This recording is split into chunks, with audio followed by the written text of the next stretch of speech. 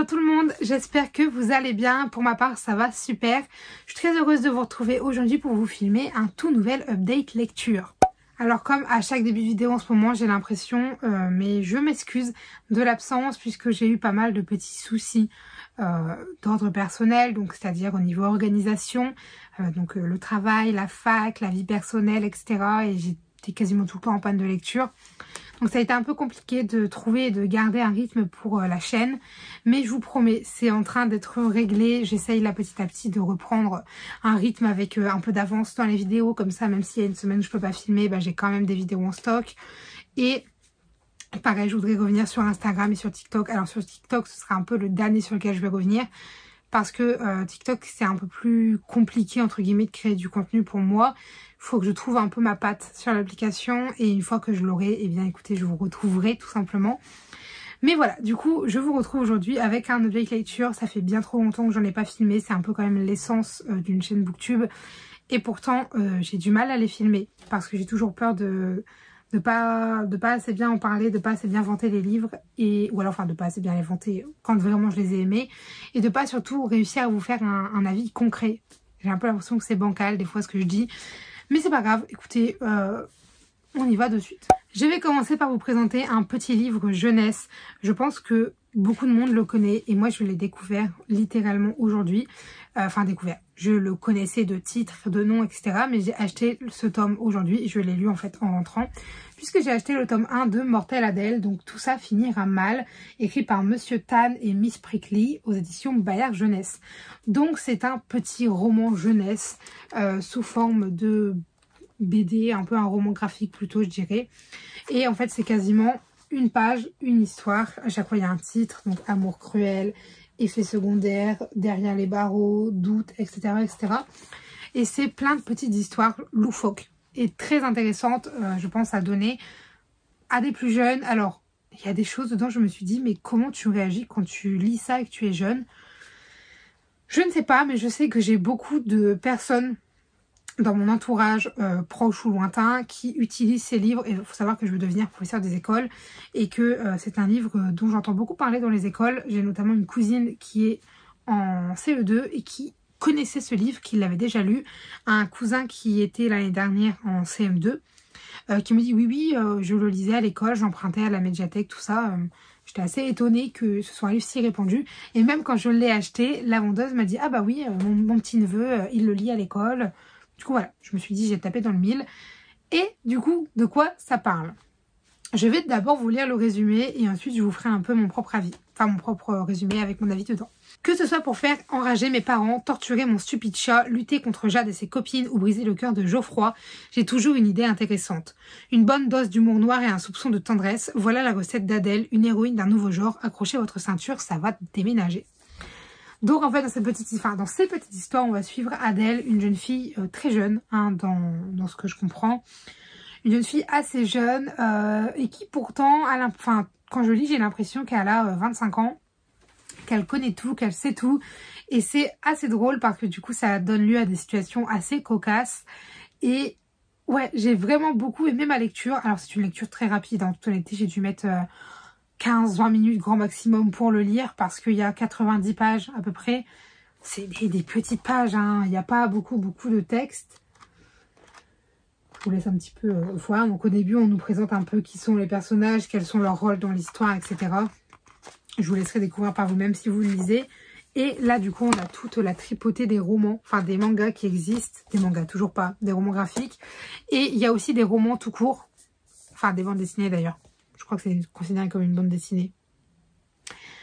Il y a aussi des romans et il y a aussi des tomes spéciaux. Voilà, à peu près, il y a à peu près 19 tomes, il me semble, dans la saga. Mais du coup, globalement, c'est une histoire que j'ai trouvée quand même assez drôle. C'est vrai que j'aime bien ce principe. Et au début, je pensais que j'allais pas aimer. Hein. Mais ce principe de une planche, une histoire. Parce que je trouve que du coup, ça nous fait quand même assez vite enchaîner. Et ça nous permet de mieux comprendre le personnage d'Adèle. Et de pas être coincé aussi dans une histoire. Parce que des fois, on aime bien l'ambiance, on aime bien le personnage, mais on n'aime pas trop l'histoire dans laquelle il est. Du coup, c'est parfois compliqué de s'accrocher. Là, personnellement, j'ai vraiment tout kiffé. Alors, il faut vraiment le prendre avec du recul. C'est-à-dire que si tu le lis en espérant mourir de rire, etc. et que tu es déjà adulte, je ne pense pas. Personnellement, je trouve ça drôle, j'ai pouffé parfois, mais c'est vraiment à viser des plus jeunes, mais je trouve ça très intéressant et ça reste quand même très facile à lire, très agréable et très drôle en toute honnêteté. Je trouve que le personnage d'Adèle est... Comment dire ça? Il est faramineux, il est extrêmement drôle. Moi d'ailleurs, voilà. Par contre, je plains son petit chat, parce qu'en toute honnêteté, plusieurs fois j'étais en mode, oh le pauvre chat. Mais voilà, du coup j'ai très hâte de lire la suite, j'ai envie de découvrir un peu toute cette saga et en toute honnêteté, je pense que ce sera chose faite. Alors je dis pas prochainement parce que c'est quand même 11 € le livre pour à peu près 15-20 minutes de lecture. Bon, restons sur nos pattes, hein. Mais en toute honnêteté, moi je le conseille si jamais vous avez des enfants, si jamais vous voulez aussi le lire pour vous, parce que voilà, j'ai 20 ans et pourtant j'ai beaucoup aimé ce livre. Et voilà. D'ailleurs, petite pensée au chat, c'est dans une des histoires, pauvre bête. Je vais maintenant passer à un beaucoup plus gros bébé, hein. En toute honnêteté, celui-là, il est un petit peu plus costaud, vous allez voir. Puisque, en effet, je vous présente La passeuse de mots, le tome 1. Donc, écrit par Alric et Jennifer Twice aux éditions, du coup, Hachette. Je vous présente la version collector. J'ai aussi la version normale, parce que j'ai acheté le normal avant la collector, comme beaucoup de fois, en fait. Et du coup, je vais vous raconter un petit peu de quoi parle ce livre. Alors je vais essayer parce qu'en toute honnêteté, je trouve ça assez compliqué de raconter sans spoiler et que ça ait du sens. Donc je vais essayer. À peut-être y avoir du rabâchage, du radotage. On va essayer, d'accord? Déjà, juste, je vous lis la petite phrase qui est derrière. Dans le royaume de Hélios, les mots ont un pouvoir. Donc, justement, nous allons suivre Arya qui vit du coup dans le royaume d'Hélios. Un royaume dans lequel la magie est proscrite par un traité. Qui interdit du coup tout usage de magie. Et donc Arya est une fille de pâtissière et de par le métier de sa maman, elle a souvent l'occasion de se rendre au palais lorsque sa mère est invitée pour faire des gâteaux, pour faire ceci ou cela. Et très vite, elle s'est liée d'amitié avec le prince Aidan. Une relation qui reste quand même assez secrète parce que un prince et une fille de pâtissière, c'est pas forcément ce qui fait la paire. Et du coup, notre Arya va être invitée justement en tant que pâtissière au moment, je crois, si je ne dis pas de bêtises, de la resignature du traité. Donc qui va restipuler que la magie est toujours bannie et proscrite du royaume, qu'il ne faut pas l'utiliser, blablabla. Sauf que en fait, il va se passer quelque chose ce soir-là et que après toute sa vie va partir en cacahuète, en toute honnêteté, puisque tous ceux qu'elle connaît, donc tout ce qu'elle connaît en parlant de personnes mais aussi de sa vie en général, va être bouleversée puisque le royaume va subir une attaque et que elle va se retrouver propulsée dans son destin puisque en fait Arya est une passeuse de mots. Alors je ne vous en dis pas trop plus sur ce que c'est parce que moi j'ai adoré le découvrir. Et en fait donc elle va devoir partir sur le chemin de l'aventure. Et tout ça, évidemment, en essayant de retrouver sa famille, les princes, etc., etc. Et du coup, ce que j'ai beaucoup aimé dans ce livre, c'est que tout au long de l'aventure, on va avoir plein de personnages qui vont la rejoindre dans sa quête. Et c'est fait de manière assez intelligente, j'ai envie de dire. C'est-à-dire que c'est pas juste « Oh, bah toi, je te croise, tu viens ». Non, il y a toujours toute une histoire derrière, etc. Bon, il y a un des personnages, c'est un peu « Bon, bah toi, viens, allez, je te prends avec moi ». Mais ça a son importance pour plus tard. Voilà, donc ça c'était un petit détail parce que en toute honnêteté, je trouve que le début était un peu long. Mais c'est normal, on est dans une brique, attendez, je vais pas vous dire de bêtises, mais voilà, une brique de 730 pages. C'est toujours normal que dans de la fantaisie, surtout dans un univers où il faut installer dans un livre où il faut installer l'univers, où il faut nous expliquer un peu comment ça fonctionne, etc. Et ben c'est normal que les 200 premières pages, à peu près, hein, je sais plus exactement combien c'est, je vais regarder une bêtise. Mais vous voyez, en plus, j'étais un petit peu mauvaise langue. C'est plus dans les 130, 150 premières pages. Ce qui change quand même la donne. Hein. Avant qu'on se lance vraiment dans l'histoire, alors je l'ai commencé il y a quelques temps. Parce que après, je suis tombée en panne de lecture. Donc, je ne l'ai pas fini tout de suite. Et en fait, j'ai terminé ce livre hier quand je vous parle. Donc, c'est pour ça je suis très heureuse de vous en parler parce que c'est un coup de cœur. Donc, les points forts de cette histoire, donc comme je vous l'ai dit, c'est que j'ai beaucoup aimé le fait que tout au long de sa quête, il y a des personnages qui vont venir se rajouter. J'ai beaucoup aimé également parce que je trouve que l'histoire elle a du sens. C'est-à-dire que on sent qu'on voit quelque part que c'est pas juste fait comme ça à la va-vite, enfin je sais pas comment expliquer, mais on a vraiment cette sensation et ce sentiment que le livre il a été travaillé pour que l'histoire elle mène quelque part. J'ai beaucoup aimé, en toute honnêteté, les personnages, c'est vraiment je pense le point fort de cette histoire. Donc Arya j'aime beaucoup parce qu'il y a ce côté un peu naïf, etc. Et en même temps pas tant que ça, enfin je sais pas comment expliquer, mais genre vraiment c'est un peu un personnage où tu dis ouais ça va encore être la fille un peu bête, etc. Non, pas vraiment pas. Et en fait c'est juste que bah voilà c'est une fille qui a du cœur, qui n'aime pas certaines choses on va dire pour pas spoiler, mais qui a quand même quand il le faut, bah elle sait prendre des décisions, elle sait agir, elle sait faire et voilà. Donc voilà, je pense que les gros points forts de cette histoire, c'est les personnages, c'est l'histoire en elle-même, c'est l'univers et c'est l'innovation du concept parce que je ne l'ai jamais vu en toute honnêteté et je trouve ça incroyable parce que en toute honnêteté moi j'ai adoré me plonger dans la quête d'Arya, la passeuse de mots hein, et je suis extrêmement heureuse qu'il y ait 2 autres tomes derrière parce que j'adore et j'ai eu un coup de cœur pour le personnage de Killian. Je ne vous dis pas trop qui c'est, etc.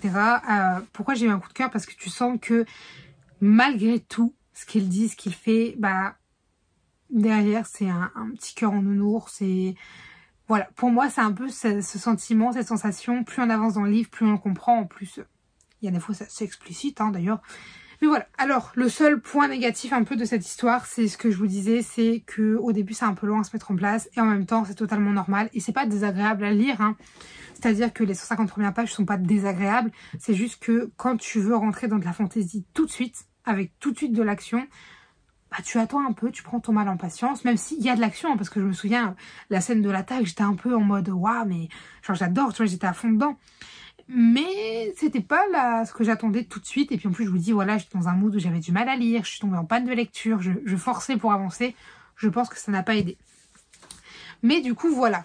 Donc globalement, un coup de cœur, c'est une histoire que j'ai adoré suivre les personnages, j'ai adoré l'ambiance parce que je trouve que c'est un livre qui se prête totalement à une adaptation cinématographique. J'y ai pensé tout le long de ma lecture parce qu'ils vont voyager dans différents lieux et en fait à chaque fois ils ont la tenue qui correspond au lieu, genre on les habille, on les pare, etc. Et je me suis dit mais ça pourrait tellement être une adaptation, en plus je suis sûre que ça plairait. Voilà, moi je vous le conseille à 100%, c'est un gros bébé, c'est de la fantaisie. Après si vous avez jamais lu de fantaisie, en toute honnêteté, c'est pas ultra dur à comprendre, ça reste accessible. Il y a des noms de créatures. Voilà, il y a des créatures, par exemple, dedans on va avoir des Durgal. Ceux qui n'ont jamais lu de fantaisie vont se dire mais qu'est-ce que c'est? On n'en sait pas plus que vous, on n'en avait jamais rencontré avant. En fait, il y a des créatures qui sont inventées dans ce roman. Donc, il faut juste vous imaginer une race, une nouvelle race en fait, tout bêtement. Et du coup, voilà, donc là je vous parle des Durgal, mais on en voit d'autres dans le livre. Mais bref, voilà, j'en ai terminé pour cet avis. En toute honnêteté, un coup de cœur que je vous recommande à 100%. Enfin, le dernier livre de cette vidéo, ce sera tout simplement le tome 1 du Royaume des damnés. Alors, je ne vais pas vous mentir, je n'ai pas la jaquette parce qu'elle est rangée dans ma boîte en haut puisqu'il est exposé. Pour attraper mes jaquettes, c'est assez compliqué. Donc je ne vais pas le remettre dessus, je vais vous l'afficher ici pour que vous voyez à quoi il ressemble. Mais du coup, pour ce qui est de l'histoire, je n'ai pas le résumé. Donc ça va vraiment être 2 têtes. Alors je n'ai plus les prénoms, j'en suis désolée. Je l'ai sur le bout de la langue, mais je ne sais plus. Mais on va suivre du coup une jeune fille qui a sa sœur jumelle. Du coup, on va suivre des jumelles. Et en fait, depuis toute petite, leur grand-mère, donc il faut savoir que ce sont des sorcières. Il me semble qu'ils se qualifient de sorcières. Oui, mais ils utilisent la magie blanche. Très important.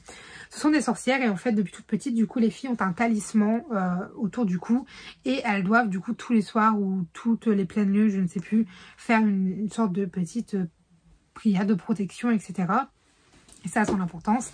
Sauf qu'un soir les filles vont tout simplement, parce qu'ils ont interdiction d'enlever leur amulette parce qu'il peut leur arriver des choses après, voilà. Et je crois qu'il y a un soir, une des 2 sœurs va enlever l'amulette. Et en fait, il va se passer quelque chose d'étrange dont ils ne reparleront plus jamais. Sauf que depuis ce soir-là, notre personnage va pouvoir voir les auras des gens. Enfin, l'aura des gens, parce qu'ils n'en ont pas plusieurs. Et en fait, on retrouve nos personnages des années plus tard. Donc elles sont devenues adolescentes ou adultes. Je sais plus si elles ont 16 ou 18 ans. C'est dû à peu près, je n'ai pas le résumé. Mais du coup, on va suivre nos personnages. Et en fait, la sœur jumelle de notre protagoniste va être retrouvée morte. C'est un meurtre. Et du coup, on va suivre notre personnage qui va faire en sorte de résoudre l'enquête. Sauf que son enquête va la mener à invoquer un démon inférieur. Pour en comprendre un peu plus sur ça. Mais en fait, elle va un petit peu se tromper. Et elle va tout simplement invoquer un des 7 princes de l'enfer. Voilà. Un petit peu moins drôle du coup, hein, n'est-ce pas? Et du coup, eh bien, vu qu'il n'a pas le choix, ensemble, ils vont mener l'enquête pour découvrir qui est l'assassin de sa sœur, qu'est-ce qui a pu se tramer, etc. Et il y a aussi cette histoire entre nos 2 personnages, donc entre le démon et entre la sorcière. Donc normalement, 2 êtres qui ne devraient pas se rencontrer, ne devraient pas se parler, tout ça, parce que vraiment c'est 2 ennemis, voyez-vous. Et finalement, eh bien, ils vont quand même coopérer pour chacun leur raison. Mais elle, parce qu'elle veut tout simplement retrouver sa sœur, enfin retrouver l'assassin de sa sœur. Parce que malheureusement, elle est morte, elle ne veut pas retrouver sa sœur. Et voilà, du coup, pour le résumé. Donc maintenant, pour ce qui est de mon avis, j'ai juste surkiffé ce livre. Ça a été un énorme coup de cœur. Je croyais que c'était un one-shot. Quand je l'ai lu, je l'ai terminé, j'ai très vite compris que ce n'était pas un one-shot, d'accord? C'est une saga, d'ailleurs le tome 2 sort tout bientôt, soit en octobre, soit en novembre. Je crois que c'est octobre, mais il me semble que ça a été décalé en novembre, je ne sais plus. Mais j'ai très hâte, parce qu'en toute honnêteté, je veux savoir la suite, parce que je me souviens de sur quoi ça se termine. Attendez, je peux peut-être vous dire le nom. Vittoria. Vittoria, du coup, c'est la sœur qui est morte. Et Emilia. Du coup, nous, on suit Emilia. Voilà, ce sera mieux plutôt que de dire la sœur d'eux. Et puis ceci, donc Emilia et Vittoria. Donc Vittoria, c'est la sœur qui va être retrouvée morte. Et du coup, Emilia, j'ai beaucoup aimé son personnage. Je l'ai des fois trouvé un peu immature et un peu bête dans ses actions. Mais en même temps, ils sont quand même jeunes dans le livre. Je vous dis, je crois qu'ils ont 16 ans, un truc comme ça. Et en fait, dans la situation, genre, tu retrouves ta soeur morte, tu sais vraiment pas qui c'est, t'as des soupçons sur tout le monde. Voilà, après c'est le but parce que du coup ça nous amène dans des situations assez cocasses, voyez-vous. Et j'ai juste surkiffé le personnage du démon qu'elle va incarner. Personnellement, enfin du démon qu'elle va incarner, qu'elle va pas du tout incarner, qu'elle va invoquer, c'est mieux. Mais je vous dis pas qui c'est parce que en fait au début tu ne sais pas exactement qui c'est. Même si je crois que dans le résumé c'est écrit, moi je préfère pas vous le dire. Mais c'est...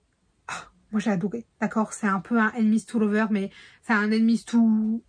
pas trop quoi, parce que le lover, voilà. Mais je pense que ça part là-dessus, on n'est pas sûr. Mais je pense que c'est un peu un truc dans le genre. Donc c'est un peu comme le Prince Cruel, vous savez. Tu sens que ça se cherche tout ça, mais à voir dans les autres tomes du coup. Et j'ai juste surkiffé donc l'histoire. J'avais un peu peur que le côté enquête prenne trop le dessus parce que je suis pas trop enquête. Et en fait c'était trop bien parce que c'est un peu enquête mais du coup surnaturel. Il y a plein de choses, il y a plein d'éléments qui vont venir et j'adore moi leur relation. Parce que du coup il y a ce côté, tu te dis est-ce qu'il est sincère? Parce que tu n'as que le point de vue d'Emilia. Donc tu dis est-ce qu'il est sincère? Est-ce qu'il dit vraiment la vérité? Est-ce qu'il va vraiment l'aider? Est-ce que ceci, est-ce que cela? Et il y a des scènes, oh là là j'ai une scène en particulier en tête. Alors pour ceux qui l'ont lu, je vous dis juste avec la baignoire. Dans mon souvenir, c'était voilà. Hein. Et du coup voilà, je ne vous en dis pas trop plus. Du coup les points forts de ce livre, c'est que l'univers, je l'ai adoré. L'histoire, elle est palpitante en toute honnêteté. Je ne pouvais plus lâcher le livre. C'est une saga qui est prometteuse. J'adore un peu l'ambiance, vous savez, avec ces deux personnages un peu diamétralement opposés qui pourtant vont devoir s'unir. Il y a ce côté aussi... un peu aventure parce que mine de rien elle quitte totalement son confort, etc. Et en toute honnêteté la fin est dingue et elle promet une suite mais waouh. Voilà, je n'en dis pas plus mais sachez que c'était un coup de cœur également de toute façon à part Mortel Adèle parce que voilà, mais sinon c'est que des coups de cœur et je vous recommande à 100%. Voilà, j'en ai terminé pour cette vidéo. J'espère qu'elle vous aura plu. Si jamais vous avez des avis, des remarques, des conseils, des commentaires, des suggestions ou toute autre chose à me dire, n'hésitez pas à le faire dans l'espace commentaire puisqu'il est fait pour ça. Sur ce, je vous dis à très bientôt. Allez, bye mes lecteurs. Yeah, you were right this time, take a look around. Look what you did last night, what you did last night. Never heard a sound. Yeah, I know that you told told me one day you'd show that you were right this time, you were right this time.